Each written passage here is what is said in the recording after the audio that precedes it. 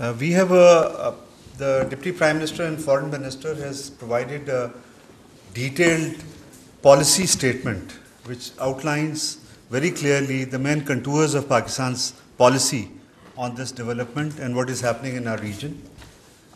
We have a bit more detailed information to share with our colleagues and friends here, and this is basically an attempt to further build on what the Deputy Prime Minister has already articulated. And essentially, it is an effort to clear the fog of confusion and also to remove the miasma of disinformation, basically, and to clearly lay out Pakistan's perspective. So the sequence we are following is basically just to give you an outline of how our detailed presentation would flow. So first we will speak a few words about the Pehalgam incident, some details about geography, what happened. The second is the question of the larger problems which we have been witnessing, which is very evident, is the fake encounters and illegally held Pakistani prisoners in India. The third and very crucial, very important, it feeds into this whole picture, is the Indian-sponsored and abetted terrorism in Pakistan. This we will explain in some detail how it is happening and what are the mechanics and what are the implications of this. And finally, the last two sections deal with the internal repression in India and stifling of freedom of expression, basically.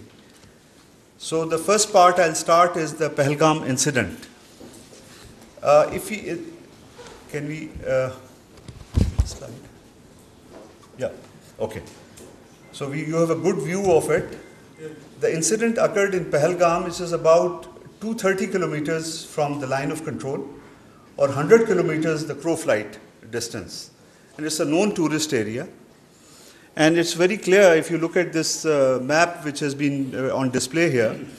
The area is hilly and slightly treacherous in nature. An important detail now, this please keep in mind. The attack took place between 1350 to 1420 hours. This is the time window when this attack is taking place. But the FIR was registered at 1430 hours, within 10 minutes. Unfortunately, there were 26 people died. There was, including one Nepali national, and 16 people were injured.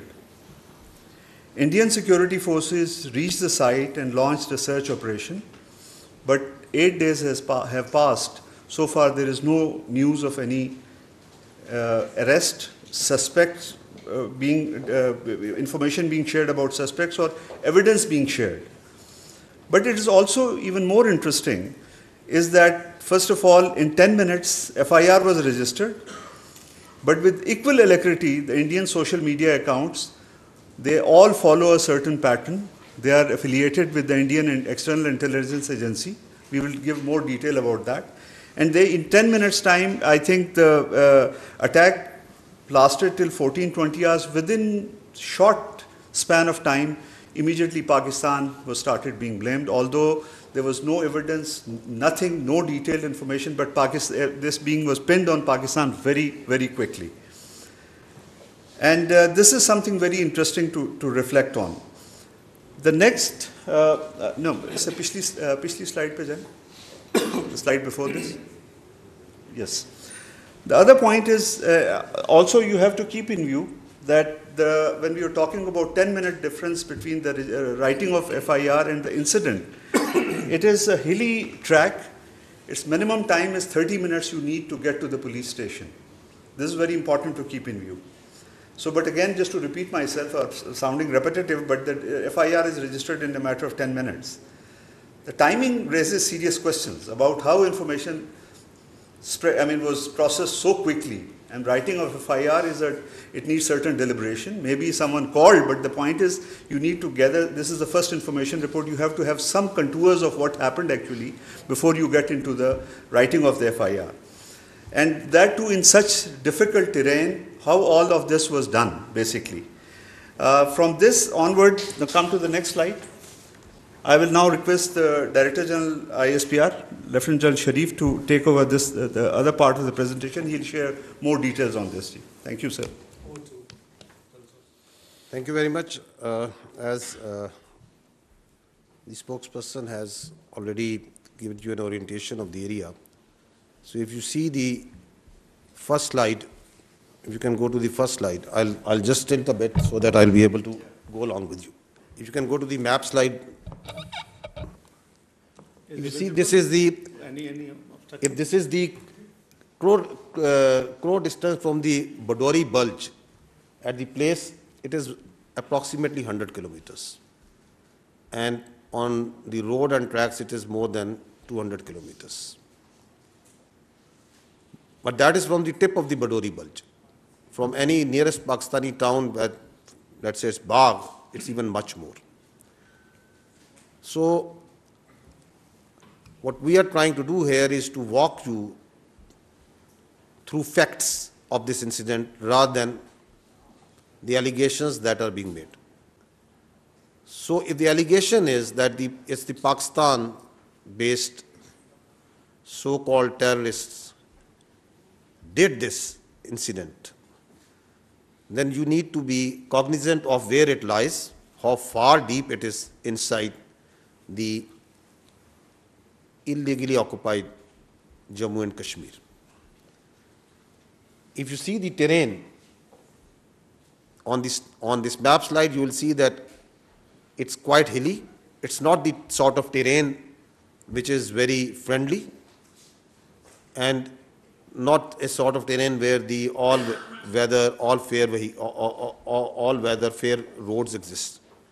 It's mostly on 4x4 and the horseback that the travel is being done over there. If you go to the next slide, so there's a track, then comes the road. So approximately, if you see, it takes about, we can estimate that about 30 minutes for someone to move from the incident site to the police station. So if the incident, as per the FIR, was from 1350 and it is 1420 hours. So how it was humanly possible that within 10 minutes, the police was there, evaluated the situation, went back and registered the FIR. And if we see this FIR closely, there are 3 points. The time factor, the time aspect has been, I think, repeatedly, clearly enunciated. There are 2 more things that I would like to draw your attention. That the FIR lodged after 10 minutes states that these were across the border. The handlers of this incident were across the border. So they established it in 10 minutes. While the incident was going on, before that, the intelligence or the security was so, we can say, flat that the incident happened, there was no intelligence, but within 10 minutes, they had such complete intelligence that they were established that it was across the border handlers. And secondly, it says over there that there was indiscriminate firing. However, we also know that a consistent narrative was made, is being made, that this act of terrorism was done on base of religion, that the Muslims, that it was the segregation was done and Hindus were killed. Because the facts speak for themselves. On the next clip, he is the brother of the Muslim victim of this act of that happened of the killing of the innocent citizens over there. So why this self-made narrative is being made? That is a question that has already been raised by the Honorable Deputy Prime Minister. If you go to the next slide, you see that immediately after incident at about 3 o'clock, the social media, the particular social media handlers in India started breaking the news.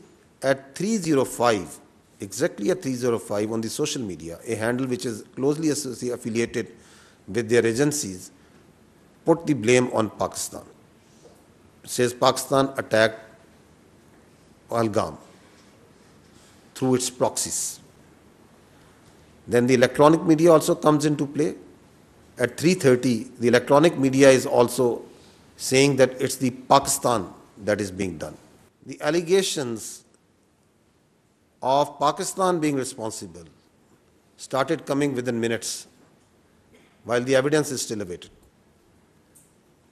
And on the next, this social media post, which is at around 4 o'clock, you can see, if you go to the previous slide, if you see at 4 o'clock, they were sure and they started saying that it is the Islamist terrorists that have killed tourists. So the narrative of the Islamist terrorists, while we are absolutely clear that terrorism has no religion. There are no Islamic terrorists. There are no Christian terrorists. And there are also no even Hindu terrorists, because terrorists have no religion.